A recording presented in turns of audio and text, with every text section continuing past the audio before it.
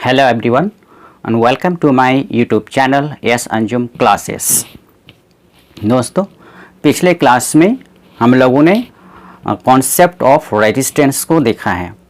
उसमें देखे हैं कि किसी कंडक्टर में जो रेजिस्टेंस होते हैं वो मेनली तीन चीज़ों पर डिपेंड करता है।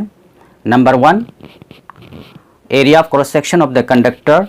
Number 2, length of the conductor. Number 3, material of the conductor. उसमें रिलेशनशिप को भी हम लोगों ने देखा है कि रेजिस्टेंस का रिलेशनशिप लेंथ के साथ कैसा होता है, एरिया ऑफ क्रॉस सेक्शन के साथ कैसा होता है, मटेरियल पर कैसे डिपेंड करता है। तो उसमें हम लोगों ने देखा कि रेजिस्टेंस का लेंथ के साथ जो रिलेशनशिप है वो डायरेक्टली प्रोपोर्शनल होता है, यानी कि the resistance of a conductor is directly proportional to the length of the conductor. और रेजिस्टेंस कंडक्टर की लंबाई के डायरेक्टली प्रोपोर्शनल में होता है, यानी कि कंडक्टर की लंबाई जो बढ़ती आएगी रेजिस्टेंस भी बढ़ती आएगा, और वो उस वक्त होगा जब उस कंडक्टर का एरिया ऑफ क्रॉस सेक्शन को और मटेरियल को कांस्टेंट रखेंगे। ओके। सेकंड में देखा है कि the resistance of a conductor is inversely proportional to the area of cross section of the conductor. किसी कंडक्टर का रेजिस्टेंस उसके एरिया ऑफ क्रॉस सेक्शन का इनवर्सली प्रोपोर्शनल होता है, यानी कि अगर एरिया ऑफ क्रॉस सेक्शन बढ़ेगा, यानी कंडक्टर की मोटाई अगर बढ़ेगी तो उसका रेजिस्टेंस घट जाएगा। और ये कब होगा? जब कंडक्टर का लेंथ और मटेरियल कांस्टेंट होंगे। तो उस तरह से हम लोगों ने रेजिस्टेंस को देखा है। और आज की क्लास में देखेंगे स्पेसिफिक रेजिस्टेंस या फिर रेसिस्टिविटी कहते किसे हैं, उसका यूनिट देखेंगे, उसका कॉन्सेप्ट देखेंगे, और फिर उससे रिलेटेड न्यूमेरिकल प्रॉब्लम्स भी हम लोग देखेंगे। ओके। और उसके बाद मेरा होगा ग्रुपिंग ऑफ रेजिस्टेंस, और उससे जितने सारे न्यूमेरिकल प्रॉब्लम्स होंगे जो कॉन्सेप्ट वाइज, उसको हम देखेंगे सॉल्यूशन क्लास में। तो आज के क्लास में स्पेसिफिक रेजिस्टेंस और रेसिस्टिविटी को हम लोग समझेंगे। तो ठीक है, आइए बच्चे हम लोग समझते हैं स्पेसिफिक रेजिस्टेंस और रेसिस्टिविटी। उसके लिए हम एक कंडक्टर लेते हैं। वो कंडक्टर की एक लेंथ होना चाहिए, वो लेंथ है AB। एक कंडक्टर लिए, आइए देखते हैं हम लोग उस कंडक्टर को कैसे लेते हैं। आइए कंडक्टर देखें आप, AB एक कंडक्टर की लंबाई है, और ये कंडक्टर की जो लेंथ है L है। AB इसका 2 इंच है, और यहाँ पर देखते हैं ये L है, ये कंडक्टर की लंबाई, लेंथ ऑफ द कंडक्टर है, और जिसमें 2 इंच है, इंच A एंड B। और यहाँ पर हम लोग देख रहे हैं कि इस जो कंडक्टर की जो मोटाई है आखिरी छोर में, उस मोटाई को हम लोग कॉन्सेप्ट में देख चुके हैं, उसको कहते हैं एरिया ऑफ क्रॉस सेक्शन। तो देखते हैं फिर इसका area of cross section B में A है। ये जो इसका मोटाई है या गोलाई है, जैसे कंडक्टर अगर है तो इसके जो आखिरी छोर पर है, ये इसकी गोलाई या इसकी जो मोटाई है, इसको कहते हैं एरिया ऑफ क्रॉस सेक्शन। तो इसका area of cross section A है। ठीक है। तो यहाँ पर हम लिखिए कि suppose that AB is a conductor and area of cross section is equal to A, length of the conductor equal L। ठीक। तो आप देखना है कि स्पेसिफिक रेजिस्टेंस और रेसिस्टिविटी कंडक्टर में होता क्या है। तो ये जो डेफिनेशन है स्पेसिफिक रेजिस्टेंस या फिर रेसिस्टिविटी, तो उसको हम डिफाइन जो करते हैं वो रेजिस्टेंस ही से लेकर के आते हैं उससे। ओके। तो रेजिस्टेंस से कैसे लेके आते हैं, आइए हम लोग देखते हैं। जिस तरह से रेजिस्टेंस का डेफिनेशन हम लोग ओम्स लॉ से लेकर के आए थे, उसी तरह से द स्पेसिफिक रेजिस्टेंस और रेसिस्टिविटी है वो भी रेजिस्टेंस का डेफिनेशन, उसका कॉन्सेप्ट से लेकर के आएंगे। ओके। तो आइए देखते हैं हम लोग, और रिलेशनशिप देख चुके हैं रेजिस्टेंस और लंबाई का। The resistance of a conductor is directly proportional to the length of the conductor when the area of cross section and material of the conductor और रिमेन्स अनचेंज्ड और कांस्टेंट। कब होगा ये? किसी कंडक्टर की लंबाई उसका रेजिस्टेंस के डायरेक्टली प्रोपोर्शनल होता है जब उस कंडक्टर का मटेरियल और उसका एरिया ऑफ क्रॉस सेक्शन मोटाई कांस्टेंट होते हैं। मटेरियल मीन्स के एक ही मटेरियल से बने होते हैं, एक ही मटेरियल से बना होना चाहिए कंडक्टर। या तो कॉपर अगर वायर लेंगे तो कॉपर ही लेना चाहिए, या फिर एल्युमिनियम का लेंगे तो एल्युमिनियम लेंगे, या फिर सिल्वर का अगर रॉड लेते हैं या फिर कंडक्टर लेते हैं या वायर लेते हैं तो सिल्वर का ही होना चाहिए, यानी कि मटेरियल सेम होना चाहिए। ओके।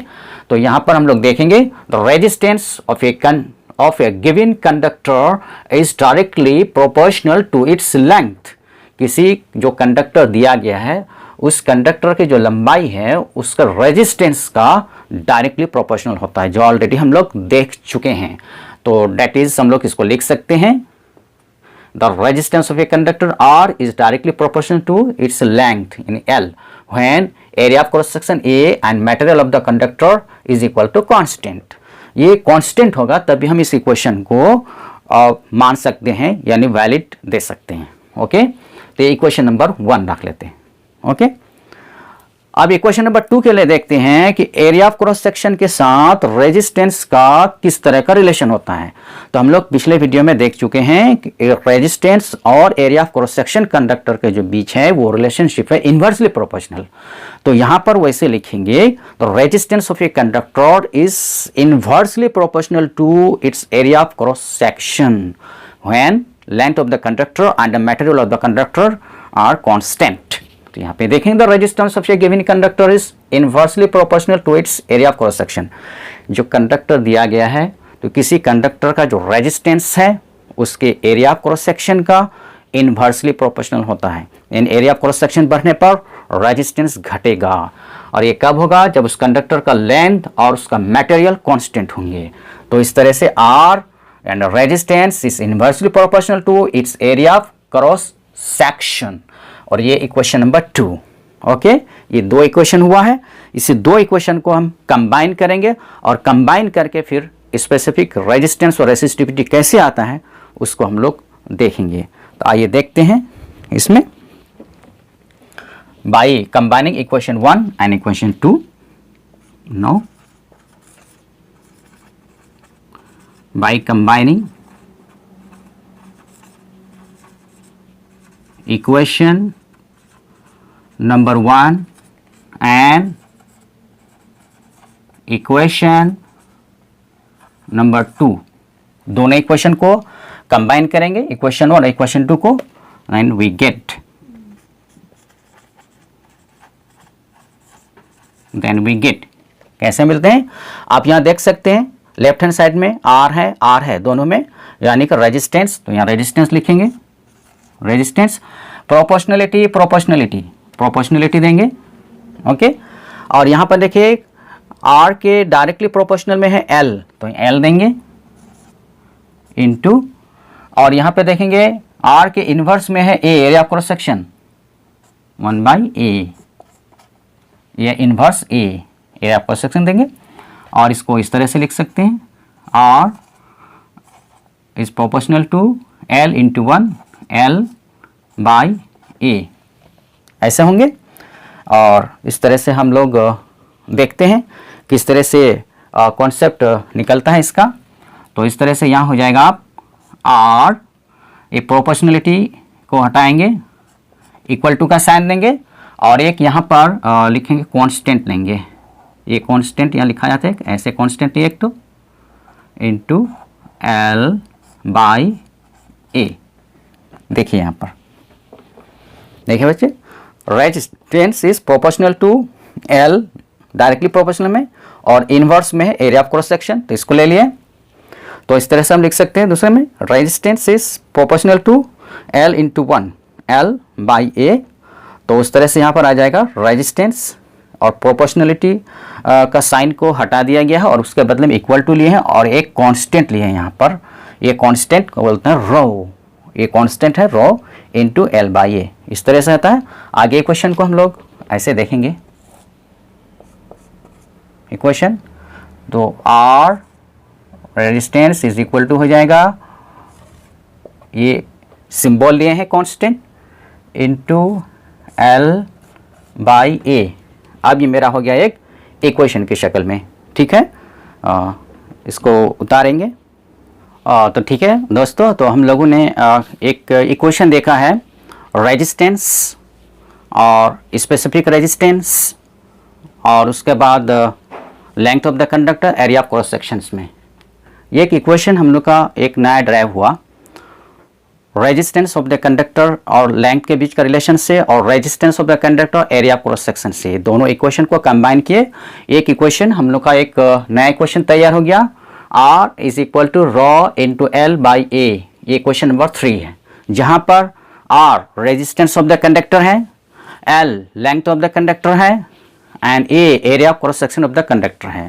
यानी कि यहाँ पर देख सकते हैं R हो गया उस कंडक्टर का रेजिस्टेंस, A हो गया उसका कंडक्टर का एरिया ऑफ क्रॉस सेक्शन यानी कि कंडक्टर की मोटाई, और L हो गया लेंथ ऑफ द कंडक्टर यानी कंडक्टर की लंबाई।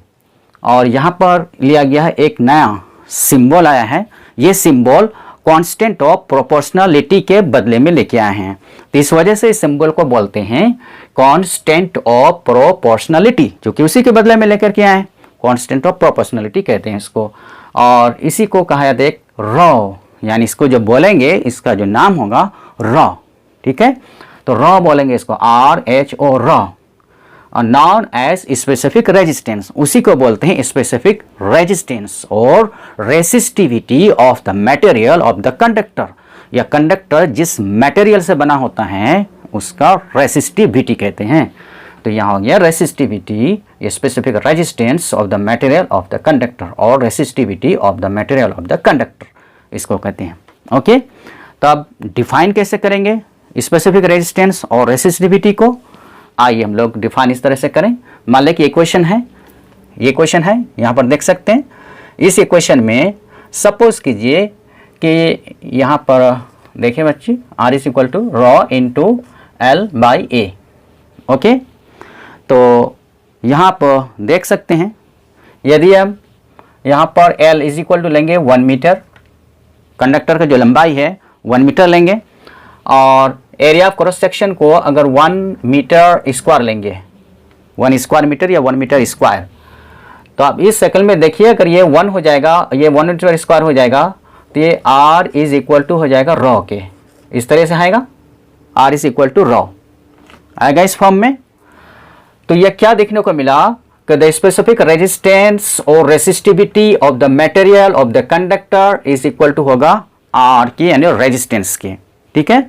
तो उसको उस तरह से डिफाइन करेंगे, the resistance of the conductor is numerically equal to the resistivity or the specific resistance of the material of the conductor, या फिर दूसरे सेंटेंस में बोल सकते हैं the resistivity or the specific resistance of the material of the conductor is numerically equal to the resistance of that conductor whose length is 1 meter and area of cross section is 1 square meter।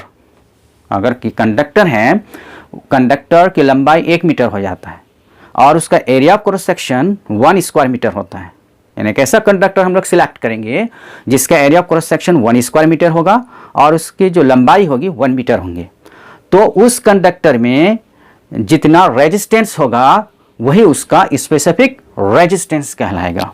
ये conductor, इस conductor को 1 metre लंबाई मान लेते हैं, okay, और इसका जो एरिया ऑफ क्रॉस सेक्शन है इसकी गोलाई 1 स्क्वायर मीटर होगा। तो अब इस कंडक्टर में जितना रेजिस्टेंस होगा, कुछ मटेरियल से तो बने होंगे कंडक्टर, तो इसका जितना रेजिस्टेंस होगा वही रेजिस्टेंस उसका स्पेसिफिक रेजिस्टेंस कहलाएगा। इसलिए कहते हैं द स्पेसिफिक रेजिस्टेंस और resistivity of the material of the conductor is numerically equal to the resistance of that conductor whose length is 1 metre and area of cross section is 1 square metre. Okay, तो यहाँ तक हो चुका, हम लोग इसको लिख सकते हैं। तो इसलिए डेफिनेशन यहाँ पे लिखा गया है, यहाँ पे देख लेते हैं पहले कि A is equal to 1 metre है square, area of cross section 1 square metre लिए एंड L बराबर 1 मीटर लेंगे यहाँ पर, यानी लेंथ 1 मीटर लेंगे और area of cross section 1 square metre लेंगे, तब यहाँ हो जाएगा कि 1 फिक्स्ड हो जाएगा, तो यहाँ R इज इक्वल टू हो जाएगा रॉ के, तो R is equal to rho. तब इस केस में हम इसको डिफाइन कर सकते हैं, the specific resistance of the conductor is numerically equal to the resistance of a conductor which is 1 metre long and 1 square metre in cross section. उतार लेंगे इसको। आइए दोस्तों, अब देखते हैं यूनिट ऑफ स्पेसिफिक रेजिस्टेंस और resistivity of the material of the conductor, इसका यूनिट देखेंगे। यूनिट को हम लोग को कोई रटना नहीं है, यूनिट हम ड्राइव करेंगे, हम लोग ड्राइव करके देखते हैं यूनिट को। आइए देखते हैं यूनिट का derivation. Unit of specific resistance, वो इक्वेशन नंबर 3 जो हम लोगों ने देखा है, R is equal to rho into L by A, यहाँ देख सकते हैं। तो यूनिट चूँकि पता करना है हमें इसका रॉ का स्पेसिफिक रेजिस्टेंस का यूनिट पता करना है, तो उसको इधर लेके आ जाएंगे। तो यहाँ लेके आ गए रॉ इंटू एल बाई ए, इसको इधर लेके आ गए और आर को इधर लेके आ गए। तो रॉ इंटू एल और यहाँ क्रॉस मल्टीप्लिकेशन करेंगे आर इंटू ए, इसके साथ आ जाएगा और यहाँ पर हो जाएगा रॉ, इसको रखेंगे चूँकि इसका यूनिट को पता करना है, और एल को इधर आके डिवाइड कर देंगे। ओके, एक रीअरेंज करते इक्वेशन को। तो यूनिट पता करना है तो यूनिट बस इसी से निकालेंगे। आइए देखते हैं यूनिट में। तो एसआई सिस्टम में यूनिट पता करना है तो रेजिस्टेंस का एसआई सिस्टम यूनिट हमें पता है, होता है ओम, और ए का होता है एरिया क्रॉस सेक्शन का मीटर स्क्वायर, और लेंथ का क्या हो जाएगा मीटर होगा। अब सबका यूनिट को हम लोग पुट करेंगे और फिर देखते हैं हम लोग कैलकुलेशन करो उसका यूनिट कैसे निकलता है। यहाँ हो जाएगा आर का रेजिस्टेंस का ohm into area cross section का मीटर स्क्वायर बाय लंबाई का मीटर। देखिए अब यहाँ का जो मीटर है एक मीटर स्क्वायर, ये मीटर एक कैंसिल होगा, अब यहाँ बन जाएगा ओम मीटर। यूनिट देख सकते हैं, स्पेसिफिक रेस का यूनिट निकल गया ओम मीटर। तो इसको हम लोग शॉर्ट में लिख सकते हैं, हम का यूनिट को ओम मीटर, या इसका और भी शॉर्ट में लिख सकते हैं सिंबल के फॉर्म में। ओम को ऐसे लिखा जाता है ओमेगा और मीटर, ये हो गया इसका यूनिट। ओके, उतार लेंगे इसको। आइए दोस्तों, एक्चुअली होता क्या है, रेसिस्टिविटी और the specific resistance of the material of the conductor, ये कंडक्टर के मटेरियल पर डिपेंड करता है। यानी अलग अलग जो कंडक्टर्स होंगे अलग अलग मटेरियल से बने होंगे। Different conductors made up of different materials, कोई सिल्वर से बने होंगे, कोई एल्युमिनियम से बने होंगे, कोई कॉपर से बने होंगे, कोई टंगस्टन से बने होंगे। अलग अलग जो मटेरियल्स होते हैं वो कंडक्टर अलग अलग मटेरियल से बने होते हैं, तो उसका जो स्पेसिफिक रेजिस्टेंस है वो भी अलग अलग होगा। यानी डिफरेंट जो मटेरियल्स होंगे कंडक्टर का, उसका स्पेसिफिक रेजिस्टेंस भी डिफरेंट होगा। तो specific resistance is numerically equal to the resistance of that conductor, हम लोग देखे हैं। तो स्पेसिफिक रेजिस्टेंस जितना होगा उसका रेजिस्टेंस भी उतना हो जाएगा। तो पता चला कि डिफरेंट एलिमेंट से बनने वाले जो कंडक्टर्स हैं या डिफरेंट मेटल से बनने वाले जो कंडक्टर्स हैं उसका स्पेसिफिक रेजिस्टेंस डिफरेंट होगा, तो उसका रेजिस्टेंस भी डिफरेंट होगा। ठीक है, तो देखते हैं हम लोग कि किस कंडक्टर का स्पेसिफिक रेजिस्टेंस कितना होता है या उसका रेजिस्टेंस कितना होता है और करंट पर क्या असर पड़ता है उसका। तो हम लोग जानते हैं कि जिस कंडक्टर का रेजिस्टेंस ज़्यादा होगा उससे होकर फॉलो करने वाला जो इलेक्ट्रिक करंट है वो कम होगा।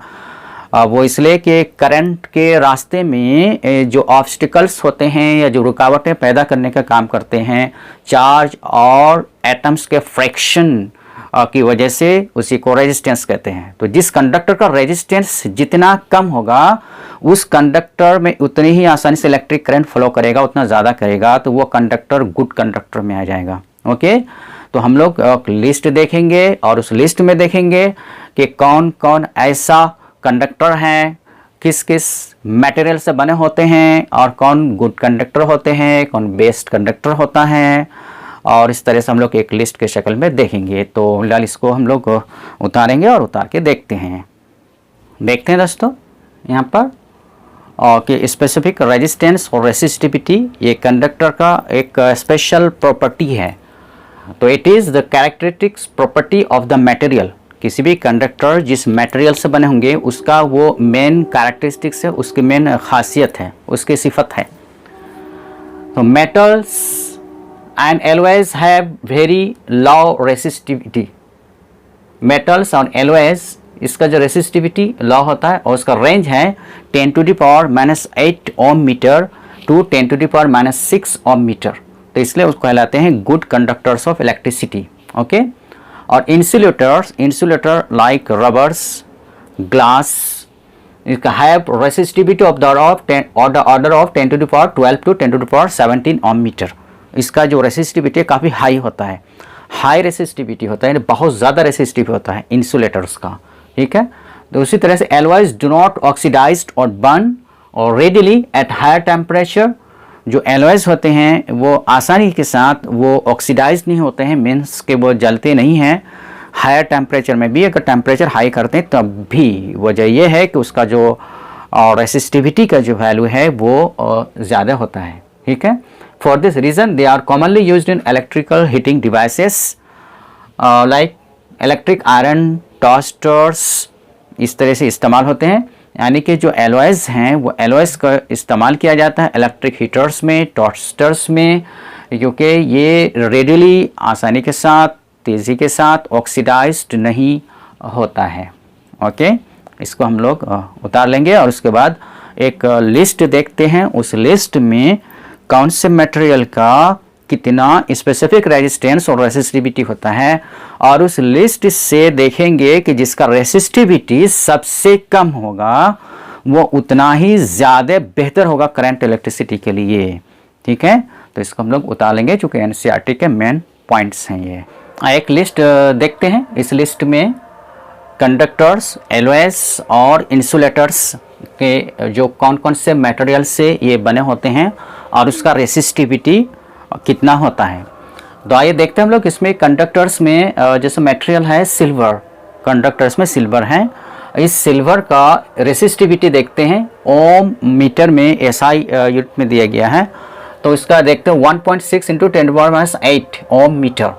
कॉपर का हो जाएगा 1.62 इंटू 10⁻⁸ ओम मीटर। अल्मोनियम का हो जाएगा 2.63 10⁻⁸। टंगस्टन का हो जाएगा 5.20 10⁻⁸। इसमें देखते हैं कंडक्टर्स में सबसे कम रेसिस्टिविटी सिल्वर का है। तो सिल्वर का रेसिस्टिविटी सबसे कम होगा तो उससे होकर इलेक्ट्रिक करंट सबसे ज़्यादा पास करेगा, इसलिए सिल्वर को कहता है the best conductor of electricity. Okay, अब यहाँ एलॉयज में देखें। एलॉय कहते हैं दो या दो से ज़्यादा जब मटेरियल्स यानी जब एलिमेंट्स मिलके तैयार होंगे, यानी कि दो या दो से ज़्यादा मेटल्स जब मिलेंगे तो उससे एलॉय तैयार होता है। तो इस एलॉय में देखिए जैसे कॉन्स्टेंटन, ये कॉपर और निकल दो तरह के मेटल से मिलके बने होते हैं। तो इसका जो रेसिस्टिविटी है 49 इंटू 10⁻⁶ ओम मीटर है। नाइक्रोम, ये निकल, क्रोमियम, मैंगनीज और आयरन, ये चार तरह के मटेरियल से, ये चार तरह के मेटल से मिलके बने होते हैं। इसका 100 इंटू 10⁻⁶ ओम मीटर है। एलॉयज में देखते हैं कि इसका जो रेसिस्टिविटी है उसके जो एलिमेंट्स हैं यानी कि मेटल से ज़्यादा होता है एलॉय में रेसिस्टिविटी, इसलिए एलॉयज को ज़्यादातर heating effect of current appliances के तौर पर उसको यूज़ किया जाता है। जैसे electric heaters, electric iron toasters और सब के इसमें है। और इंसुलेटर्स में देखिए, इंसुलेटर्स में इतना ज़्यादा रेसिस्टिविटी होता है कि उससे होकर इलेक्ट्रिक करंट पास नहीं करता है। इंसुलेटर्स में जो ग्लास है, हार्ड रबर है, पेपर ड्राई है, डायमंड होगा, इवेनाइट होगा। उसमें से देखिए जैसे ग्लास है, ग्लास का 10⁻10 to 10⁻14 ohm metre, hard rubber का 10⁻13 टू 10⁻16 होता है, और पेपर ड्राई का 10⁻12 ओम मीटर रेसिस्टिविटी होता है। आइए इसको हम लोग उतार लेंगे लिस्ट को। आइए देखते हैं हम एक एग्जाम्पल में देखें। The specific resistance of copper is 1.62 into 10⁸ ohm metre. ठीक है, what do you mean by this statement. कहते हैं कि कॉपर है, एक कॉपर रॉड है, उसका specific resistance 1.62 into 10⁻⁸ ohm metre दिया हुआ है। कहते हैं कि इस स्टेटमेंट से, इस बयान से आप क्या समझते हैं। तो हम लोग जानते हैं कि R इज इक्वल टू होता है raw into L by A, ठीक है। तो यहाँ पर स्पेसिफिक रेजिस्टेंस ये R दिया हुआ है, इसका वैल्यू दिया हुआ है। तो हम लोग जानते हैं द स्पेसिफिक रेजिस्टेंस और resistivity of any material or conductor is numerically equal to the resistance of that conductor whose length is 1 meter and the area of cross section is 1 square meter। तो हम लोग जानते हैं कि जो कोई conductor होंगे, अगर उस कंडक्टर का लंबाई 1 मीटर होंगे और एरिया ऑफ क्रॉस सेक्शन अगर 1 मीटर स्क्वायर होगा, तो उसका जो रेजिस्टेंस जितना है वही उसका स्पेसिफिक रेजिस्टेंस होगा, या फिर जिसका स्पेसिफिक रेजिस्टेंस वही उसका रेजिस्टेंस होगा। तो यहाँ पर हम उसी से समझते हैं कि by seeing that the specific resistance of copper is 1.62 × 10⁻⁸ ohm metre. अगर हम कहते हैं कि किसी कॉपर है, कोई कंडक्टर है, उसका स्पेसिफिक रेजिस्टेंस 1.62 × 10⁻⁸ ओम मीटर है, तो we mean that if you take a rod of copper 1 meter long and 1 square meter in area of cross section, then its resistance will be 1.62 × 10⁻⁸ ohm।